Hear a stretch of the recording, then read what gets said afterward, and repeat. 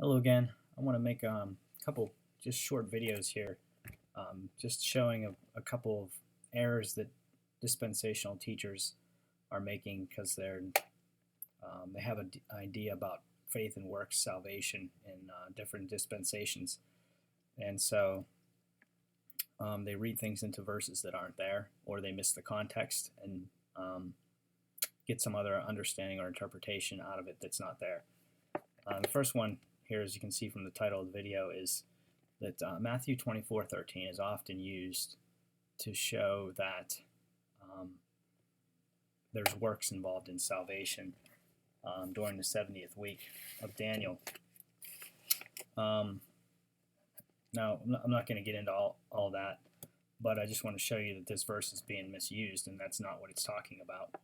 Matthew 24:13 reads, "But he that shall endure unto the end, the same shall be saved."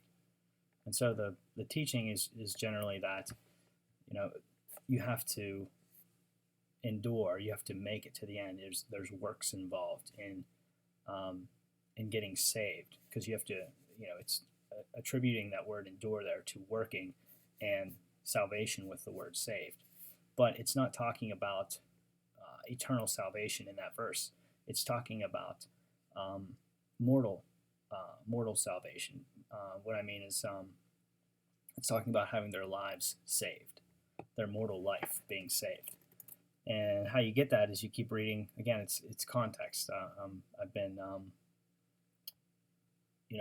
impressing upon you to read the context. So if we keep reading, we'll see that it's not talking about eternal salvation there. It says, verse 14 then says, "And this gospel of the kingdom shall be preached in all the world for a witness unto all nations, and then shall the end come.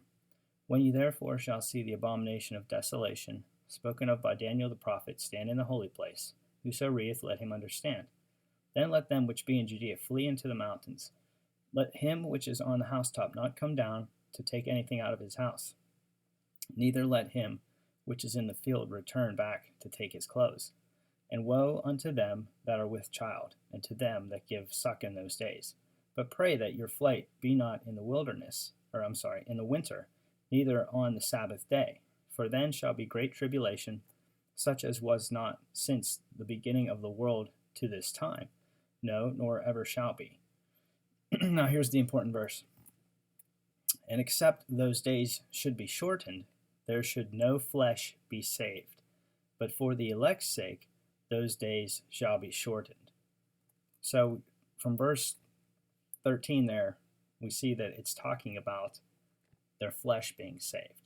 It's for the elect's sake that there's flesh saved during that time, because you're going to have Jews in their flesh who inherit the kingdom, and there's also going to be Gentiles in their flesh that go into the kingdom also.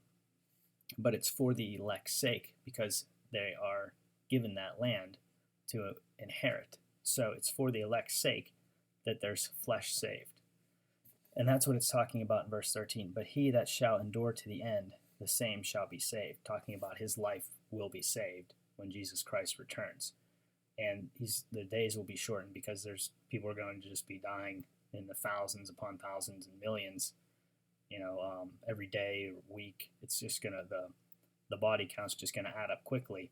And so the days are shortened so that there is flesh saved. So that's what the enduring unto the end means. If you get to the end, then your life will be saved.